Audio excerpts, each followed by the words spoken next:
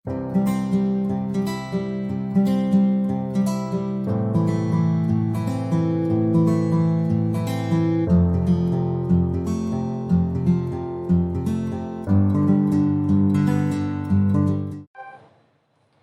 Everyone, this is Rinki Gupta. आज हम पढ़ने वाले हैं ऑर्गेनिक स्पेक्ट्रोस्कोपी। ऑर्गेनिक स्पेक्ट्रोस्कोपी नाम को सुनने से हमको समझ में आता है कि हम यहाँ पे स्पेक्ट्रोस्कोपी की बात करने वाले हैं। तो स्पेक्ट्रोस्कोपी होती क्या है? तो स्पेक्ट्रोस्कोपी होती है, मान लो आपके पास एक मैटर है और इलेक्ट्रोमैग्नेटिक रेडिएशंस हैं। तो जो मैटर है उस पर इलेक्ट्रोमैग्नेटिक रेडिएशंस को डालते हैं, तो उन दोनों के बीच में क्या इंटरेक्शन होती है उसकी स्टडी करना ही क्या होता है? स्पेक्ट्रोस्कोपी। तो मैं इसको लिख देती हूँ एक बार कि स्पेक्ट्रोस्कोपी होती क्या है। स्पेक्ट्रोस्कोपी, इसको अगर सिंपल भाषा में बोले तो क्या होती है? ये इंटरेक्शन होता है किस किस के बीच में? इलेक्ट्रोमैग्नेटिक रेडिएशन और मैटर के बीच में। तो मैं लिख देती हूँ कि spectroscopy is the study of quantized interaction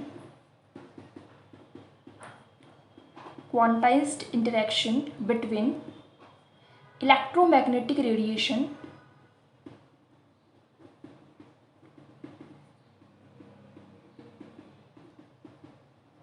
and matter. मतलब इलेक्ट्रोमैग्नेटिक रेडिएशन और मैटर के बीच में क्या इंटरेक्शन हुई है, क्वांटाइज्ड इंटरेक्शन, उसकी स्टडी क्या होती है? स्पेक्ट्रोस्कोपी। अब यहाँ पे होता क्या है कि जो इंटरेक्शन हुई है इसका कॉन्सिक्वेंस क्या है?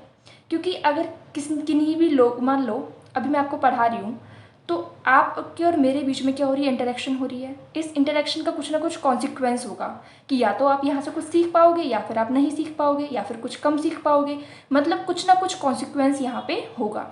तो इसी तरीके से जब इलेक्ट्रोमैग्नेटिक रेडिएशन मैटर के साथ में इंटरेक्शन करती है तो यहाँ कुछ ना कुछ कॉन्सिक्वेंस होने वाला है। या तो वो रेडिएशंस जो है उनको एब्जॉर्ब कर लेगा मैटर, या फिर उनको रिफ्लेक्ट कर देगा, या फिर उनको एमिट कर देगा, कुछ एनर्जी ट्रांसमिट हो जाएगी। मतलब यहाँ पे बहुत सारी पॉसिबिलिटीज़ हैं कि इंटरेक्शन होने के बाद में ये हो सकता है, ये हो सकता है। तो हम उन पॉसिबिलिटीज़ को लिख लेते हैं एक बार कि क्या क्या हो सकता है। Reflection, absorption, emission, scattering, transmission.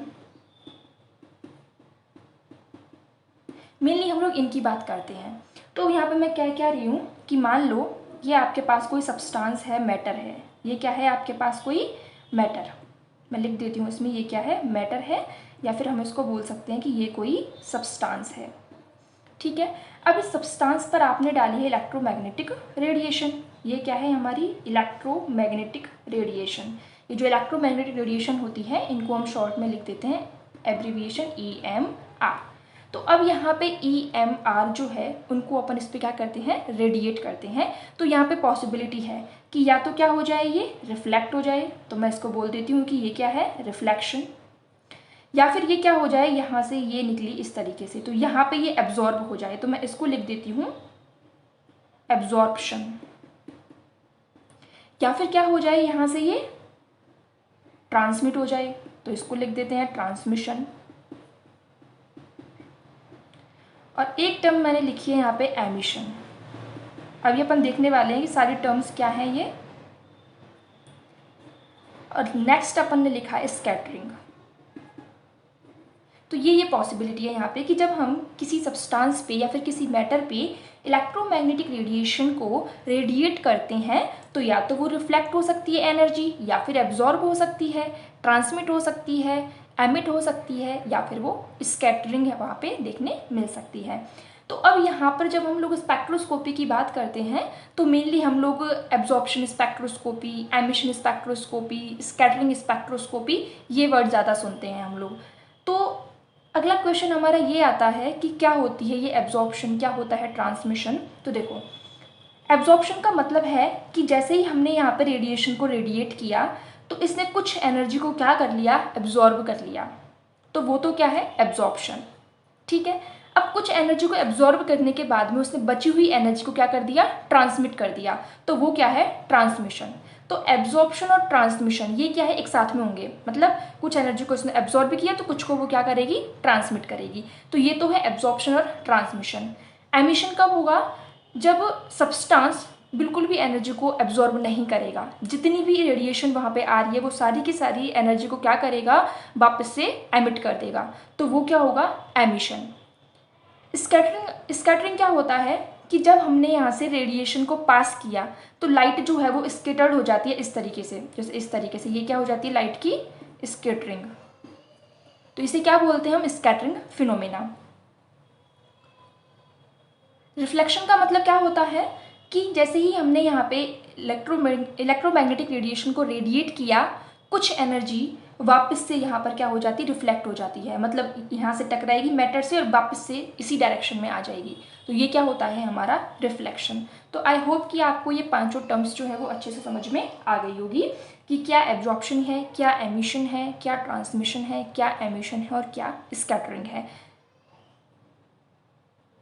तो पहला क्वेश्चन तो हमारा यहाँ पे क्लियर हो जाता है कि स्पेक्ट्रोस्कोपी है क्या। तो स्पेक्ट्रोस्कोपी बेसिकली है क्या कि जब इलेक्ट्रोमैग्नेटिक रेडिएशंस की इंटरेक्शन होती है किसके साथ में, मैटर के साथ में, interaction of electromagnetic radiations with matter, ये क्या है हमारी स्पेक्ट्रोस्कोपी। और स्पेक्ट्रोस्कोपी से क्या हमें कॉन्सिक्वेंसेज देखने को मिलते हैं वो हमने देख लिया कि ये कॉन्सिक्वेंसेज देखने को हमें मिल सकते हैं। अब अगला पॉइंट ये आता है कि नीड क्या है, स्पेक्ट्रोस्कोपी की नीड क्या है, क्यों हम इस स्पेक्ट्रोस्कोपी को पढ़ रहे हैं, या फिर क्यों हमें स्पेक्ट्रोस्कोपी की नीड पड़ती है ऑर्गेनिक केमिस्ट्री में। तो नीड का रीज़न ये है कि मान लो आपको एक वाइट कलर का कोई कंपाउंड दे दें और फिर आपसे पूछे कि ये कंपाउंड जो है कौन सा है, क्या नेम है ये इस कंपाउंड का, तो आप कैसे इसको आइडेंटिफाई करोगे। तो ऑर्गेनिक स्पेक्ट्रोस्कोपी की हेल्प से हम उसको क्या कर सकते हैं, आइडेंटिफाई कर सकते हैं कि ये पर्टिकुलर कंपाउंड जो है वो कौन सा है। तो नीड क्या है, आइडेंटिफिकेशन ऑफ ऑर्गेनिक कंपाउंड। तो नीड में हम लोग देख लेते हैं कि आइडेंटिफिकेशन ऑफ ऑर्गेनिक कंपाउंड,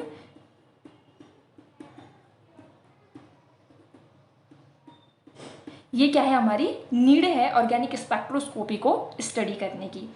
अब अगला पॉइंट आता है कि भाई स्पेक्ट्रोस्कोपी की हेल्प से कैसे हम ऑर्गेनिक कंपाउंड्स की स्टडी करने वाले हैं। तो स्पेक्ट्रोस्कोपी से पहले एक क्लासिकल मेथड होता था ऑर्गेनिक कंपाउंड को आइडेंटिफाई करने के लिए। तो मैं अगर आपसे बोलूँ कि ऑर्गेनिक कंपाउंड्स के आइडेंटिफिकेशन के लिए दो मेथड्स हैं, एक है क्लासिकल मेथड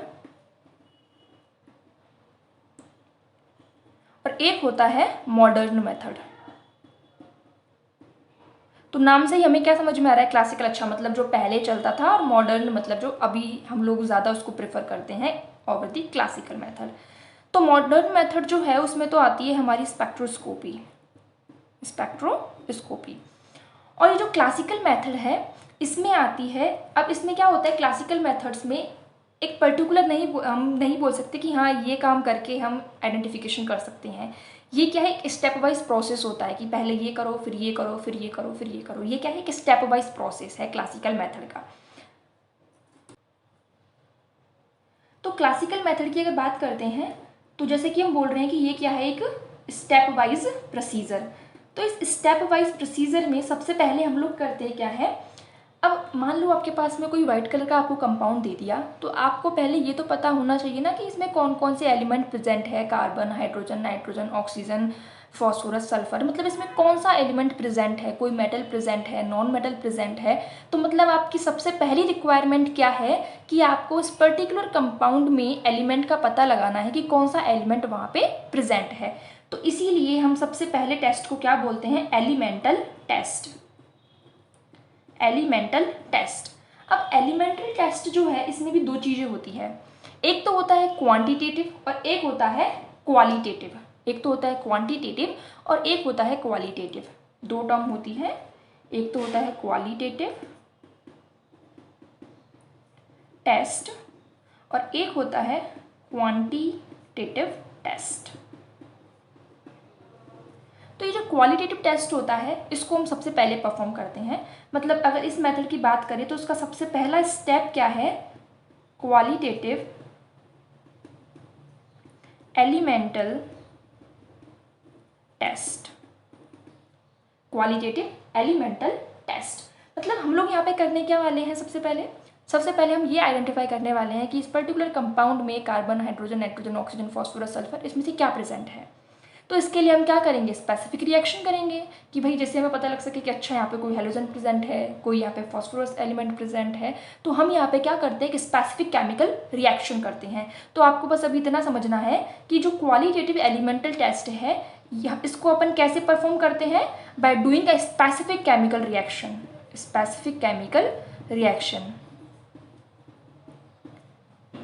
जैसे अपन लैब में करते हैं ना, लैसाने सॉल्यूशन बनाते हैं, फिर हम लोग एलिमेंटल टेस्ट करते हैं, ये nitrogen test, phosphorus test, halogen test, फिर हम लोग देखते हैं कि नाइट्रोजन एब्सेंट है, फिर हम बोलते हैं फॉस्फोरस भी एब्सेंट है, फिर हेलोजन भी एब्सेंट है, तो या फिर मान लो हेलोजन प्रेजेंट है। मतलब इस टाइप के जो टेस्ट करते हैं वो क्या है, हमारा क्वालिटेटिव एलिमेंटल टेस्ट। ये क्या होती है कि स्पेसिफिक केमिकल रिएक्शन होती है। अब यहाँ पे होता क्या है कि मान लो फॉस्फोरस का टेस्ट लगाया आपने, फॉस्फोरस उसमें एब्सेंट है, फिर आपने लगाया हेलोजन का टेस्ट, अब हेलोजन में पहले मान लो लगाया आपने फ्लोरीन का टेस्ट, फ्लोरीन एब्सेंट है, फिर आपने लगाया ब्रोमीन का टेस्ट, फिर आपने लगाया क्लोरीन का टेस्ट। तो आप ऐसे स्टेप वाइज स्टेप क्या करते हो, टेस्ट लगाते हो। अब आपको पता लग गया कि यहाँ पे ये एलिमेंट प्रेजेंट है। अब आपका नेक्स्ट काम क्या है, आपको नेक्स्ट ये पता लगाना है कि अगर कार्बन प्रेजेंट है तो ये कितना प्रेजेंट है, नाइट्रोजन प्रेजेंट है तो ये कितना प्रेजेंट है। तो नेक्स्ट जो टेस्ट है उसको हम बोलते हैं क्वांटिटेटिव एलिमेंटल टेस्ट। मतलब इसमें हम लोगों को क्या करना है, इसमें हम लोगों को जो मास है या फिर हम लोग बोल सकते हैं कॉन्सेंट्रेशन, इसका पता लगाना है। और ये भी कैसे करेंगे हम, by doing specific chemical reaction. अब जब हम लोगों ने क्वालिटेटिव एलिमेंटल टेस्ट कर लिया तो इससे हमने क्या पता लगा लिया कि carbon, hydrogen, nitrogen, oxygen, phosphorus जैसे मतलब कौन सा एलिमेंट यहाँ पे प्रेजेंट है। इससे हम लोगों ने ये पता लगा लिया कि कितना मास यहाँ पे उसका प्रेजेंट है एक पर्टिकुलर एटम का। नेक्स्ट जो स्टेप है वो हमारा यहाँ पे आता है कि जब हम लोगों को ये पता लग गया कि कौन सा एलिमेंट कितना प्रेजेंट है, तो हम यहाँ से क्या निकाल सकते हैं, एम्पेरिकल फॉर्मूला। फिर एम्पेरिकल फॉर्मूला निकालने के बाद में हम लोग यहाँ पे निकाल सकते हैं मॉलिक्यूलर फॉर्मूला। क्या निकाल सकते हैं, मॉलिक्यूलर फॉर्मूला। अब मॉलिक्यूलर फॉर्मूला निकल गया, मतलब हमने आइडेंटिफाई कर लिया कि हमारा ये कंपाउंड जो है व्हाइट कलर का हमें जो गिवन कंपाउंड था वो ये है। ठीक है, अब यहाँ पे क्या होगा, तो अब हम यहाँ पे क्या बोल सकते हैं कि क्लासिकल मेथड के लिए इन 4 स्टेप को हमें क्या करना है, स्टेप वाइज परफॉर्म करना है। तो अगर मैं आपसे एक वर्ड में पूछूं कि क्लासिकल मेथड के लिए टूल क्या है, क्लासिकल मेथड के लिए टूल क्या है, तो आप क्या बोलोगे कि टूल है स्पेसिफिक केमिकल रिएक्शन। टूल क्या है, स्पेसिफिक केमिकल रिएक्शन। अब मैंने ऐसा क्यों बोला कि क्लासिकल मेथड के लिए टूल स्पेसिफिक केमिकल रिएक्शन है, इसका रीज़न है, देखो अभी मैं अगर मान लो लिख रही हूँ तो यहाँ पे टूल क्या है, लिखने का पेन। ठीक है, तो इसी तरीके से जब हम कोई भी काम को परफॉर्म करते हैं तो कुछ टूल की नीड पड़ती है हमें कि हाँ हम इस काम को इस टूल से परफॉर्म करने वाले हैं। ठीक है, तो अभी यहाँ पे हमको क्या करना है, हमारा ऑर्गेनिक कंपाउंड है उसको आइडेंटिफाई करना है। तो हम उसको आइडेंटिफाई कैसे कर रहे हैं, by doing specific chemical reactions. तो इसी वजह से यहाँ पे टूल क्या है, स्पेसिफिक केमिकल रिएक्शन। तो ये तो हम लोगों ने बात कर ली क्लासिकल मेथड की कि किस तरीके से क्लासिकल मेथड से हम ऑर्गेनिक कंपाउंड्स को आइडेंटिफाई कर सकते हैं। नेक्स्ट हमारा आता है मॉडर्न मेथड, कि मॉडर्न मेथड से हम लोग कैसे हमारे ऑर्गेनिक कंपाउंड को आइडेंटिफाई करने वाले हैं। तो मॉडर्न मेथड जो है इसमें क्या है, स्पेक्ट्रोस्कोपी। भाई इसमें तो हम लोग किसको पढ़ने वाले हैं, स्पेक्ट्रोस्कोपी को पढ़ने वाले हैं। अब यहाँ पे बात आती है कि स्पेक्ट्रोस्कोपी के लिए क्या टूल होता है। स्पेक्ट्रोस्कोपी तो टेक्निक है, एक मेथड है ऑर्गेनिक कंपाउंड्स को आइडेंटिफाई करने का। तो इसके लिए भी कुछ ना कुछ टूल तो होगा ही कि हम स्पेक्ट्रोस्कोपी को इस तरीके से परफॉर्म करने वाले हैं, इस टूल की हेल्प से परफॉर्म करने वाले हैं। तो इस स्पेक्ट्रोस्कोपी के लिए जो टूल होता है उसी का नाम क्या होता है, इलेक्ट्रोमैग्नेटिक रेडिएशन। Magnetic radiation.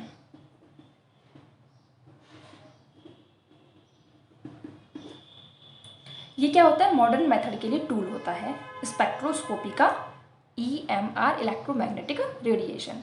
अब हमारा यहाँ पे क्वेश्चन आता है कि ये ईएमआर क्या होती है।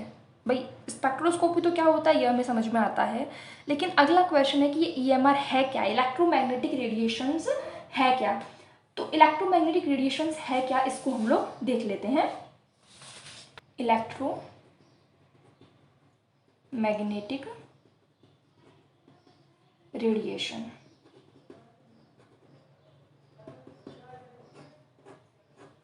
इलेक्ट्रोमैग्नेटिक रेडिएशन होती क्या है।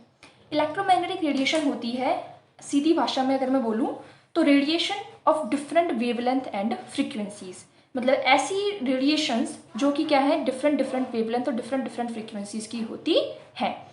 अब ये जो रेडिएशंस हैं इनमें दो तरीके का फील्ड होता है, एक तो होता है इलेक्ट्रिक फील्ड और एक होता है मैग्नेटिक फील्ड। और इलेक्ट्रिक फील्ड और मैग्नेटिक फील्ड दोनों ही क्या होते हैं, एक दूसरे के परपेंडिकुलर। ठीक है। अब यहाँ पे इलेक्ट्रोमैग्नेटिक रेडिएशंस जो है ये होती कौन कौन सी हैं, तो मैंने इसको ऐसे याद किया हुआ है RMIVUXGC।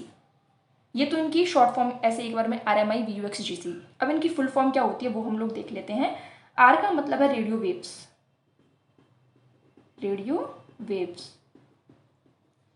M का मतलब है माइक्रोवेव्स, I का मतलब है इंफ्रारेड वेव्स, V का मतलब है विजिबल,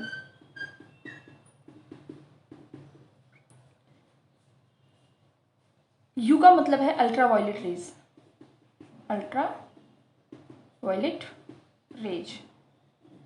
X का मतलब है एक्सरे, Z का मतलब है गामा रेज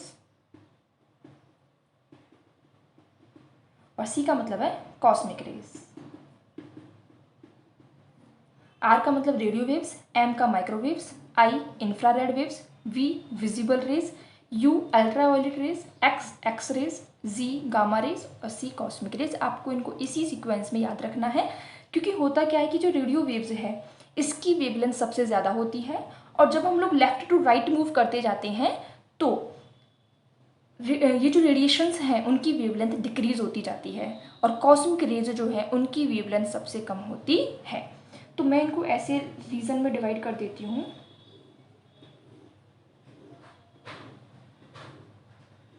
ठीक है। अब मैं यहाँ पे क्या बोल रही हूँ कि यहाँ पे लैम्डा क्या है, मैक्सिमम। लैम्डा क्या है, ये मैक्सिमम। लैम्डा क्या है, वेव लेंथ।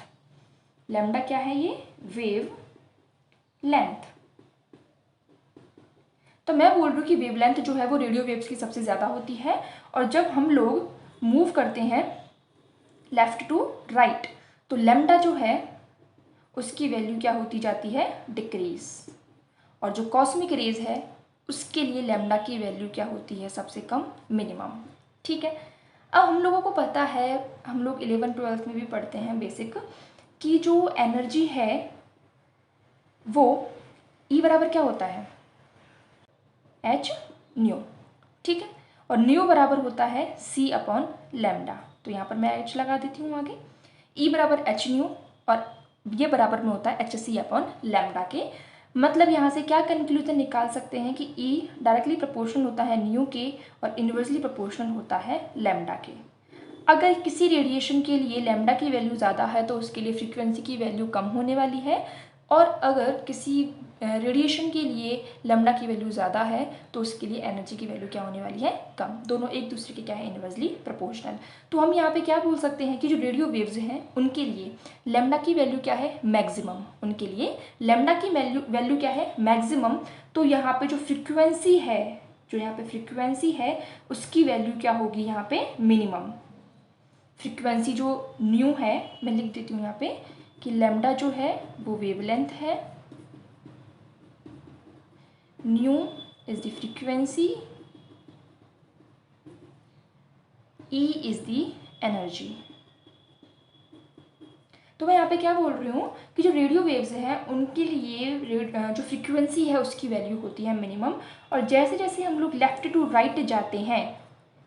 राइट जाते हैं फ्रीक्वेंसी जो है वो इंक्रीज होती जाती है। फ्रीक्वेंसी क्या होती जाती है, इंक्रीज। और जो कॉस्मिक रेज हैं उनके लिए फ्रीक्वेंसी की वैल्यू होती है मैक्सिमम।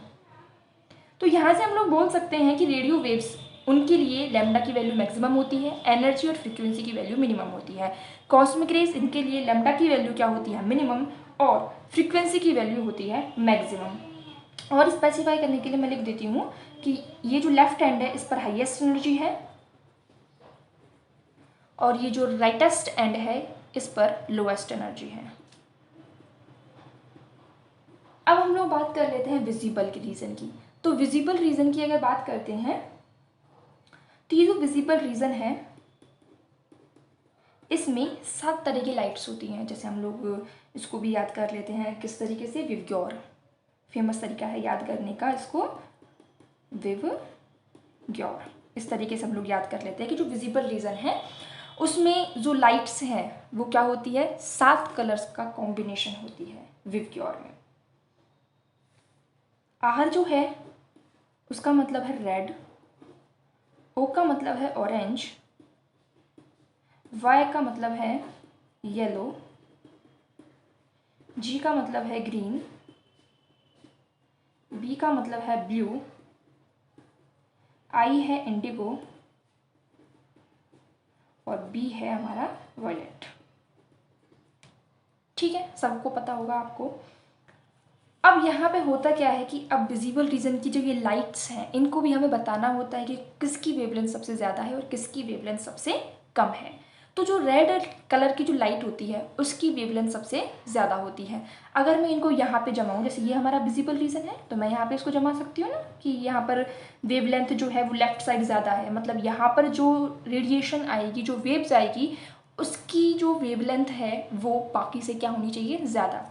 तो विवग्योर में मैंने बोला कि जो रेड कलर है उसके लिए हाईएस्ट लैम्डा वैल्यू होती है, हाईएस्ट लैम्डा वैल्यू होती है इन दी विजिबल रीजन। हाईएस्ट वैल्यू किस में होती है, विजिबल रीजन में। तो यहाँ पे क्या आएगा, ये आर। तो मतलब ये जो हमने ट्रिक पढ़ी हुई है इसको हमें पीछे से चालू करना है इस तरीके से, ये विवग्योर। ठीक है, तो हमने यहाँ पे क्या देख लिया कि जो इलेक्ट्रोमैग्नेटिक रेडिएशन है उसमें कौन कौन सी लाइट्स होती हैं, कौन कौन सी रेडिएशन होती है, और नेक्स्ट हमने देख लिया कि विजिबल रीजन में कौन कौन सी लाइट होती है। इसके बाद हमारा काम ये होता है कि अब हमें ये पता होना चाहिए कि ये रेडिएशन किस तरह से स्पेक्ट्रोस्कोपी हमें देती है। मतलब रेडियो वेव्स अगर है तो हमें कौन सी स्पेक्ट्रोस्कोपी मिलेगी, माइक्रोवेव्स है तो कौन सी स्पेक्ट्रोस्कोपी मिलेगी, इंफ्रारेड वेव्स है तो कौन सी स्पेक्ट्रोस्कोपी मिलेगी, तो उसको भी हमें देखना है। उसको देखने से पहले हम लोग ये देख लेते हैं कि ये फ्रीक्वेंसी, वेवलेंथ होती क्या है, क्या इनका फॉर्मूला होता है, क्या इनकी यूनिट्स होती हैं, ये हम लोग देख लेते हैं। तो सबसे पहले बात आती है फ्रीक्वेंसी की कि फ्रीक्वेंसी होती क्या है। तो हम लोग सबसे पहले बात कर लेते हैं फ्रीक्वेंसी। फ्रीक्वेंसी की जब हम लोग बात करते हैं तो हम लोग एक सीधे से शब्दों में बोल देते हैं कि फ्रीक्वेंसी क्या है, साइकिल पर सेकेंड। कि एक सेकेंड में एक पॉइंट से कितनी नंबर ऑफ वेव्स होकर के गुजरती है वो क्या होती है हमारी फ्रीक्वेंसी। कि एक सेकंड में एक पॉइंट से कितनी नंबर ऑफ वेव्स गुजरती है, दैट इज कॉल्ड फ्रीक्वेंसी। तो मैं एक बार को डेफिनेशन लिख देती हूँ यहाँ पे कि number of waves which can pass through a point in 1 second. तो एक सेकेंड में एक पॉइंट से कितनी वेव्स गुजरती है, दैट इज कॉल्ड फ्रीक्वेंसी। तो फ्रीक्वेंसी जो है इसको हम लोग यूनिट की बात करते हैं तो एक हम लोग ऐसे भी बोल देते हैं कि साइकिल पर सेकेंड, साइकिल पर सेकेंड। या फिर हम लोग बोल देते हैं हर्ज। क्या बोल देते हैं, हर्ज, HERTZ, हर्ज। इसको शॉर्ट में क्या लिखते हैं, HZ। एक हर्ज बराबर होता है एक साइकिल पर सेकेंड। तो मतलब आप किसी में भी डिनोट करो एक ही बात है, लेकिन जो नॉर्मली फ्रीक्वेंसी का जो यूनिट चलती है वो हम लोग हर्ज ज़्यादा यूज़ में लेते हैं एज़ कम्पेयर टू साइकिल पर सेकेंड। मतलब ज़्यादा पॉपुलैरिटी जो है वो हर्ज को है। फ्रीक्वेंसी है ये इन्वर्सली प्रोपोर्शनल होती है किसके, लैम्डा के। Nu is inversely proportional to lambda, ये लैम्डा इज़ दी वेवलेंथ। अगर हम इस प्रोपोर्शनैलिटी कांस्टेंट को हटाते हैं तो यहाँ पे क्या लेना पड़ेगा, कुछ कांस्टेंट लेना पड़ेगा। तो हम यहाँ पे कांस्टेंट ले लेते हैं c, न्यू बराबर c/λ, where c is what, c is the velocity of light. c is the velocity of light.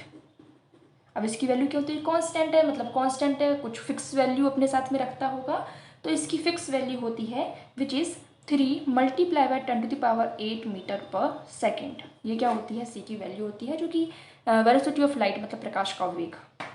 ठीक है, ये क्या होता है हमारा फ्रीक्वेंसी। अगला आता है वेवलेंथ।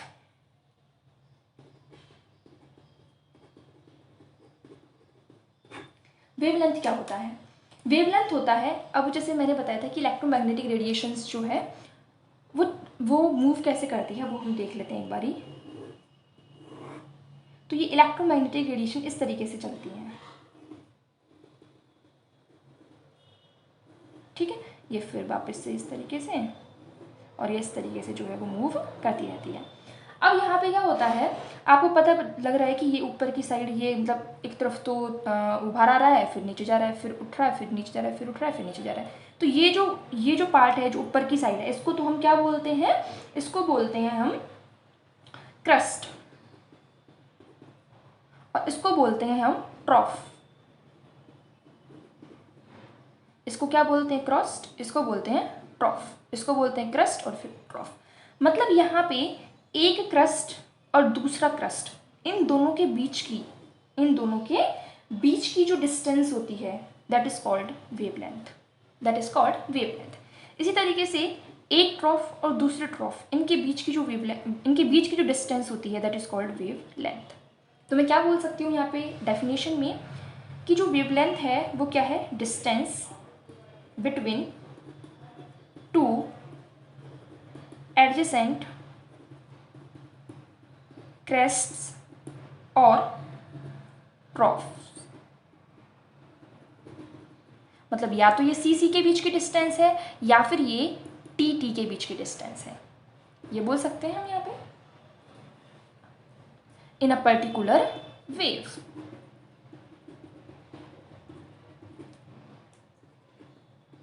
भाई इस वेव, एक पर्टिकुलर वेव की बात कर रहे हैं हम लोग यहाँ पे। अब एक जो पर्टिकुलर वेव है उसमें एक क्रेस्ट आ रहा है, फिर ट्रॉफ, फिर क्रेस्ट, फिर ट्रॉफ, फिर क्रेस्ट, फिर ट्रॉफ। तो एक क्रेस्ट और दूसरे क्रेस्ट के बीच की डिस्टेंस वेवलेंथ होती है, या फिर हम बोल सकते हैं कि दो ट्रॉफ, मतलब एक ट्रॉफ और दूसरे ट्रॉफ के बीच की जो डिस्टेंस होती है दैट इज कॉल्ड वेवलेंथ।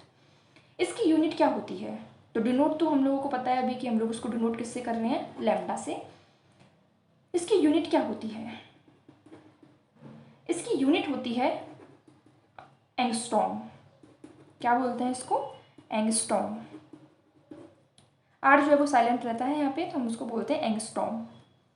या फिर इसके अलावा यहाँ पे बोल सकते हैं नैनोमीटर, माइक्रोमीटर, मीटर, इस तरीके से हम यहाँ पे इसको बोल सकते हैं। एक नैनोमीटर में कितने मीटर होते हैं, 10⁻⁻9 मीटर। एक माइक्रोमीटर में कितने होते हैं, 10⁻⁻6 मीटर।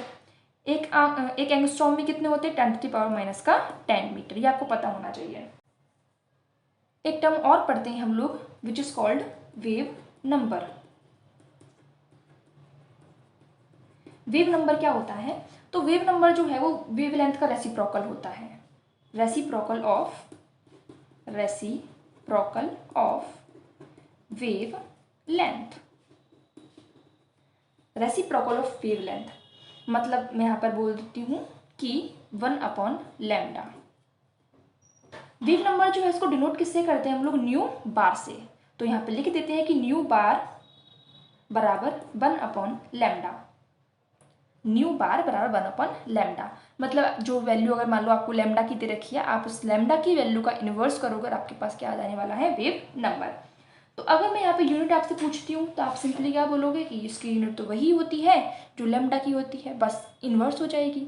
जैसे अगर मान लो लैम्डा की यूनिट क्या है, नैनोमीटर है, तो जो वेव नंबर है उसकी यूनिट क्या हो जाएगी, नैनोमीटर इन्वर्स।